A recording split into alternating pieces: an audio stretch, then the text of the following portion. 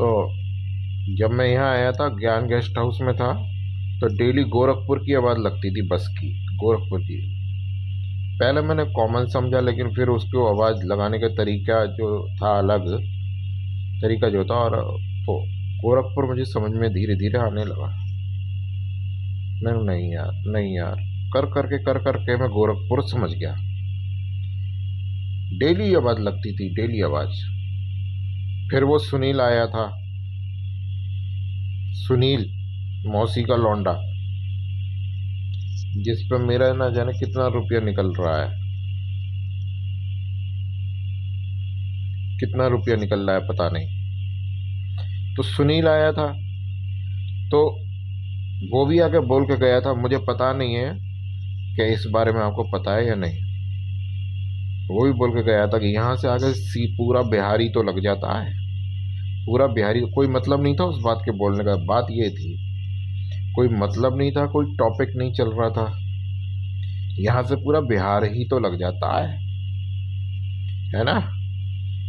तो ये सब इसने करवाया है, मुझे समझाया, और मैं पकड़ लेता हूँ ये बात भी, ये बात जानता है। यहाँ से सब बिहारी तो लग जाता है, यहाँ से आगे। ये उसके वर्ड थे सुनील के। और कैमरे लगे हुए थे, क्यों नहीं है रिकॉर्डिंग? अगर नहीं है तो क्यों नहीं है रिकॉर्डिंग? रखी तो होगी, करी तो थी, तो ये रिकॉर्डिंग क्यों नहीं है? बिहारी तो लग जाता है पूरा। और दूसरी बात किसकी रह गई? ये देखो, बीड़ी सिगरेट की बदबू आने लगी जिससे मैं बोल ना पाऊँ। ये बदतमीजी है, ये बदतमीजी। यहाँ आसपास ही मेरे गुंडे हैं, कभी भी गोली मार भी सकते हैं हड़बड़ाहट में। कोई वो नहीं है सरकारी, उसका यही गोली मारते हैं, यही मरवाते हैं। कोई मतलब नहीं है। जब ये इतना टॉर्चर कर सकता है, गोली भी मरवा सकता है ये। इन्होंने ही तो मरवाया पूरा घर, श्वेता का अपहरण इन लोगों ने करवाया है। ये कोई हत्या कर चुका है, लेकिन हत्या मानी नहीं जाती है, तो गोली क्यों नहीं मरवा सकता है? गोली मरवाने में क्या संशय है? तो उसने बोला बिहार बिहार बिहार। जब उसने बिहार बोला तो मैंने नोटिस करना शुरू कर दिया। और ज़्यादातर इसने मेरे सामने लखनऊ में बिहारियों के होने का इतना क्या मतलब है? हर वक्त जिधर भी जाऊं उधर सिंदूर लगा के, जो हनुमान जी को चढ़ता है वो मांग में सिंदूर लगा के इसने भेजा। जैसे मैं भंगी को समझा कि हर समय झाड़ू मेरे सामने लगा के, और लेटरिन उस पर चिपका के। क्योंकि ये वो करता है, तुम भी ऐसा करते हो, हर समय भंगन भेज के। तो इसने सिंदूर लगा लगा के हनुमान जी वाला मांग में औरतें भेजी, हर वक्त भेजी, जिससे मैं समझ जाऊं। इसे पता है, मैं समझ जाता हूँ। वहमी बनाता है लेकिन समझ जाता है। तो जब उसने बोला कि बिहार ही लग जाता है, तो मैं समझ गया, मैंने गोरखपुर में कल्चर वही होगा, बिहार वाला, है ना। गोरखपुर नाम मैं वहां से समझा। अब बार बार गोरखपुर आता है, तो ये बीड़ी सिगरेट मुझे सहना मुश्किल हो जाता है। ये दरअसल देशद्रोही है। अब ये पूरी रिपोर्ट है, इसमें भी पकड़ा गया है। क्यों बताता है मुझे भाई तू? सोचने वाली बात है, ये क्यों बताता है? इसके लिए भी मृत्यु दंड पाने को तैयार हूं, अगर मेरी ये बात गलत निकले तो। मेरी अगर ये बात गलत निकले तो मैं मृत्यु दंड पाने को तैयार हूं। इन्हीं जिल्लतों की वजह से मैं आत्महत्या करने की कोशिश करता हूं बार बार। इन्हीं जिल्लतों की वजह से मेरठ में 2 बार कर चुका हूं मैं, क्योंकि मुझे पता था ये कमीना कौन है। ये खाए बिना मानेगा नहीं। मुझे पता था इनके हलक से श्वेता का निकलना असंभव जैसा है। ये तो लाया है तो ड्रामे के लिए लाया है ना। क्यों बताता है? पहली बात ये है, क्यों बताता है? मुझे बताता ही क्यों है, ये दिखाता ही क्यों है? क्या कोई भी आदमी तेरी मर्जी के बिना मेरे सामने आ जाता है? इतना मैं नहीं जानता, इतने दिनों से देख रहा हूं। कोई भी, चूहे का बच्चा भी, चूहे का बच्चा भी क्या तेरी मर्जी के बिना आ जाता है मेरे सामने? क्यों लाता है इनको बार बार? तो बिहार अटैक हो गया, फिर इन चीजों को मैं बोल देता हूं, उन चीजों को ये सबूत बनाता है, उन चीजों को ये सबूत बनाता है। गोरखपुर बिहार में लगता है, उसका ये कहना था। वहाँ से बिहार ही तो लग जाता है। इसका ये कहना था। तो मैं जानना चाहता हूँ, बिहार बिहार का भंगी टेम्पो चलाने वाला, इससे गंदी जगह और कौन सी होगी? और भी कोई गंदी जगह होगी क्या? ये रंजिश का सबूत नहीं है, गंदी से गंदी जगह। हमारे यहाँ बिहारियों को मतलब बहुत लोअर उसमें माना जाता है, बिहारी बिहारी करके बल्कि और चढ़ाते हैं, है ना। तो बिहारी बिहारी करके, तो और भी कोई गंदी जगह होगी क्या उसके लिए? ये दुश्मनी का सबूत नहीं है। ये फालतू की जो बकवासें करी, ये दुश्मनी देखी नहीं जाती है क्या? ये दुश्मनी का सबूत नहीं है। और कैसे दुश्मनी निकालेगा मेरी बेटी से या मेरी पत्नी से? और कैसे दुश्मनी निकालेगा? हैं? बाकी को मार के निकाला, लड़की या बेटी से उसे बलात्कार कर कर के ही तो निकाला जाता है। ये कोई आज की परंपरा थोड़ी है, बहुत पुरानी परंपरा है। ये कोई आज की परंपरा थोड़ी रही है गुंडों की। कैसे निकालेगा? तो इसके लिए भी ये पकड़ा जा रहा है, बिहारी बिहारी और बिहारी।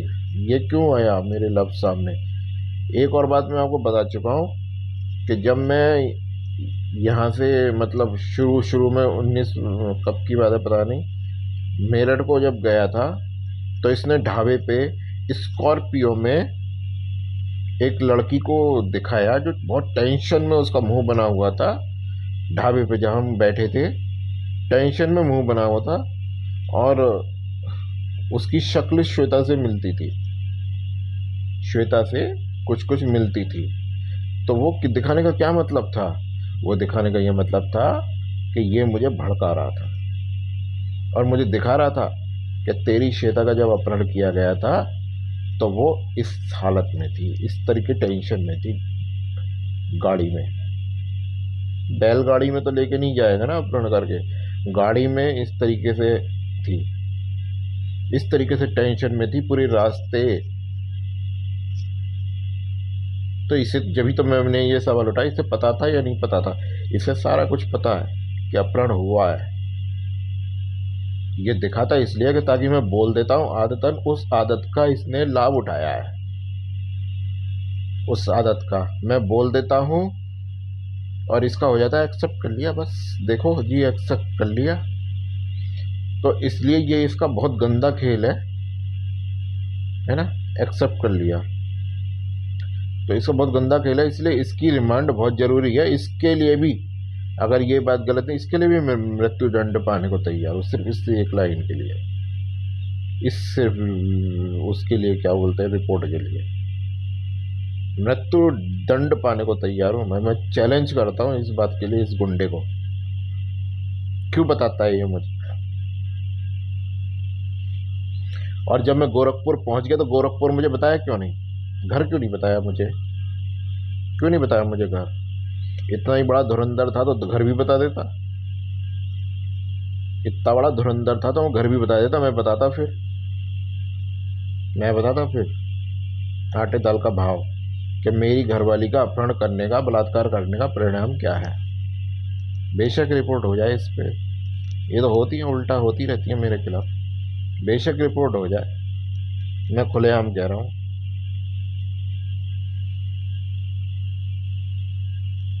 तो मेरी प्रार्थना है कि कृपया, पहले ये मुझे टॉर्चर कर रहा है, फिर ऐसी बातों से मुझे आत्महत्या के लिए मजबूर कर रहा है, फिर से इसको रिमांड पे लेने की कृपा करें। क्योंकि सवाल ये है, फिर से ये मुझे दिखाता ही क्यों है, बताता ही क्यों है, ये सारे काम करता ही क्यों है, क्यों करता है? और इसके आज मैंने रिपोर्ट में लिखा है रवि कंवल के बारे में दोबारा से, पिछले पहले लिखा था, वो चोर गैंगस्टर, उसको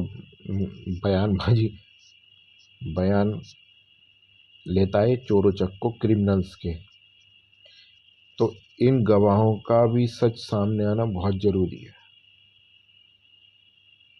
इसकी जो बाकी चीज़ें पकड़ी गई हैं, इन गवाहों का जो सच है ना, इसकी जांच रिपोर्ट में उनका सच सामने आना ज़रूरी है, कौन क्या है। और मैं बोल चुका हूँ ये बात कि ये उस समय गवाह रखता है क्राइम करने के समय, इसलिए इनका सामने आना जरूर, क्योंकि इसने क्या किया है उस समय, किस कंडीशन में किया है, ये कोई नहीं जानता मेरे अलावा। या तो ये गुंडा जानता है या मैं जानता हूँ किन किन कंडीशनों में क्या हुआ है। इसीलिए रिमांड इनकी बहुत ज़रूरी है।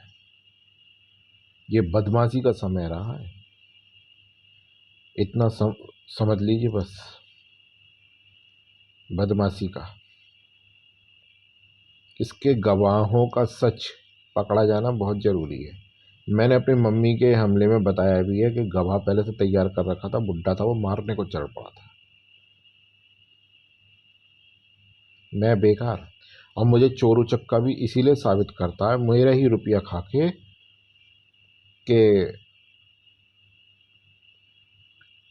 उस चीज़ को दबाया जा सके, मेरी गवाही बेकार हो जाए, मेरी गवाही की कोई वैल्यू ना रहे। अब सबसे पहली बात है कि कानून यह मानता है कि मरने वाला किसी भी हाल में झूठ नहीं बोलता है, कोई भी हो वो चाहे।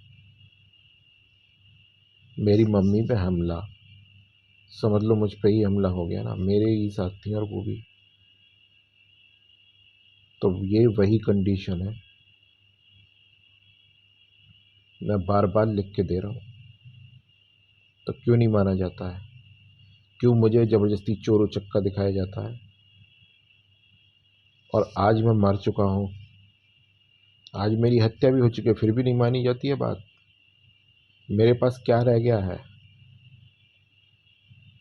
झूठ बोलने के लिए, है ना? चारों तरफ मैं घिरा हुआ हूँ, झूठ बोलने की कहीं जगह है? मरे हुए व्यक्ति के पास क्या वजह रह जाती है झूठ बोलने की? क्या मेरी पत्नी मेरे पास है, ये झूठ है? क्या मेरी पत्नी मेरे पास है, ये झूठ है क्या? मैं इधर उधर की बातें नहीं करता, कौन क्या है, कौन क्या है। यहाँ सबूत ही जब असली नहीं है, सबूत ही पकड़े जा रहे हैं, तो गवाहों की क्या वैल्यू है? तो चोर उचक्के जाने क्या क्या गवाही देते हैं, लोगों का क्या है? चोर उचक्के जाने क्या क्या गवाही देते हैं, क्या मतलब है गवाहों का? और गवाह तो मेरी माँ के ही पकड़े जा रहे हैं बयान, तो क्या मतलब है? मेरी पत्नी मेरी नहीं है क्या? मेरी पत्नी मेरे पास है क्या? बेकार के इल्ज़ाम से क्या मतलब है? तो ये एक देशद्रोही है, बहुत बड़ा साबित हो रहा है हर बार। जितना ये चक्कर चला रहा है उतना फंस रहा है। अगर मेरी ये जो कुछ भी इस वीडियो में कहा है गलत नहीं, कहा, सिर्फ इस वीडियो के लिए मैं मृत्यु पाने को तैयार हूँ, सिर्फ इस वीडियो के लिए मृत्यु दंड के लिए तैयार हूँ मैं। और इसीलिए कहता हूँ, मैं इसीलिए पाने को तैयार हूँ कि मैं अकेला पड़ गया हूँ इस भंवर जाल में, इस भंवर में मैं अकेला पड़ गया हूँ।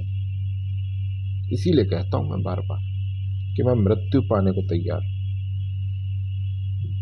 मेरे पास आगे पीछे देखने का कुछ नहीं है, जीना है या मरना है। मार तो दिया, और कैसे मारोगे? हाथ पैर बेकार, दिमाग बेकार, सब बेकार है। मेरी पत्नी की बस वो है, उसी के बारे में मैंने लिखा था, तो ड्रामा शुरू हो गया यार, तमाशे शुरू हो गए यहाँ बस। तो हो सकता है मैं सब कुछ, ये सब कुछ इस तरीके से भी नहीं लिख पाऊँगा, अगर लिखूँगा भी तो इस तरीके से नहीं लिख पाऊँगा। तो वीडियो को अपने उसमें नज़र में लाने की मेहरबानी करें, आप कर सकते हैं, किया है तो कर सकते हैं। और कृपया इस देशद्रोही को मेरे मेरे उससे हटाएं, मैं इसे सह नहीं पा रहा इसके गंदे चरित्र को। मैं वरना आत्महत्या कर लूँगा, मैं पहले साफ बता रहा हूँ। मैं मुझसे हो ना हो, मैं कर जरूर लूँगा, मैं पहले ही बता रहा हूँ। मैं इसके गंदे चरित्र को सह नहीं पा रहा हूँ, मैं गंदे चरित्र को सह नहीं पा रहा। अगर मुझे मृत्यु दंड नहीं दोगे, मैं खुद अपनी मृत्यु तय कर लूँगा।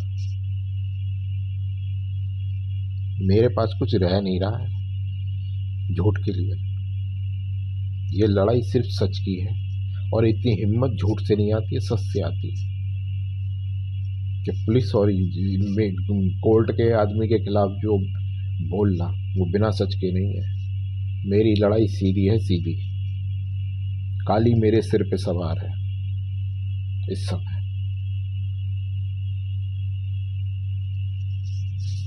तो ये मुझे दिखाता क्यों है, बताता क्यों है, इसके बारे में कृपया पता करें।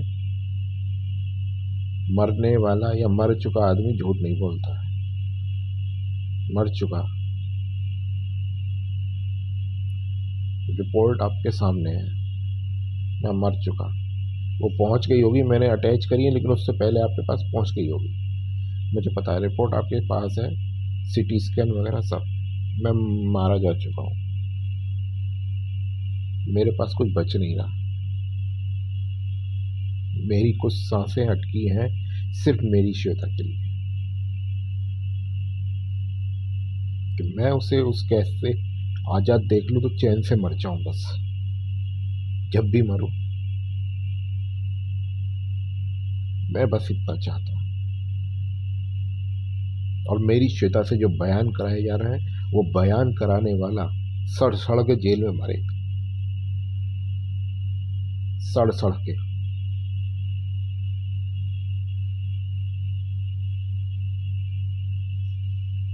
वरना भेज के देख लो, आप इसे भेज के देख लो समझौते के लिए किसी भी बेस पे।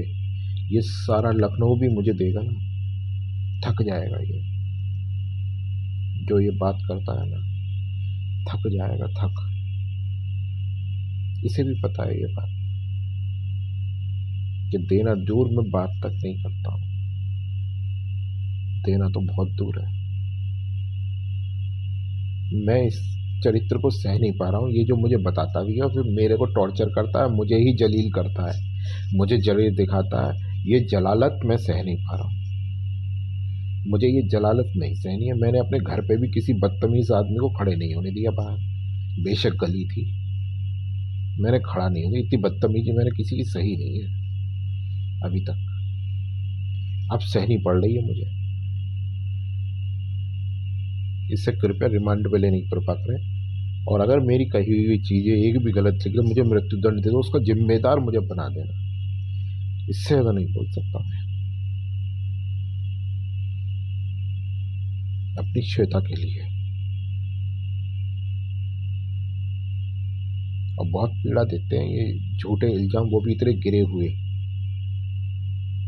हुए बहुत पीड़ा देते हैं, अंदर तक खोखला कर देते हैं, जख्मी जख्मी कर देते हैं। ये मुझे अब मेंटली टॉर्चर कर रहा है बहुत ज़बरदस्त तरीके से। मैं इसे धुन दूंगा अच्छे तरीके से अगर ये मेरे हत्थे लग गया। हो सकता है ये मर मरा भी जाए मेरे हाथों से। मैं इस समय इतना टॉर्चर हूँ, मैं इतना टॉर्चर हूँ। अगर मेरे हाथ में रिवॉल्वर हो, मैं तुरंत गोली मार दूंगा, 2 मिनट लगेंगे मुझे, तुरंत मार दूंगा बिना बात करे ही, बिना ही। मैं इसका कोई एक्सक्यूज भी नहीं लेना चाहता। मैं इतना टॉर्चर हो चुका हूँ, इतना जलील कर दिया इसने मुझे, इतना गिरा गिरा दिखा रहा है मुझे ये, कि मैं इसे सह नहीं सकता एक सेकंड भी। मैं इसे गोली मार दूँ अगर ये मेरे सामने आ गया, मेरे हाथ में रिवॉल्वर हुई तो 1 सेकंड लगेगी मुझे मारने में। तो कृपया इसे रिमांड में लेने की कृपा करें, मैं यही प्रार्थना है।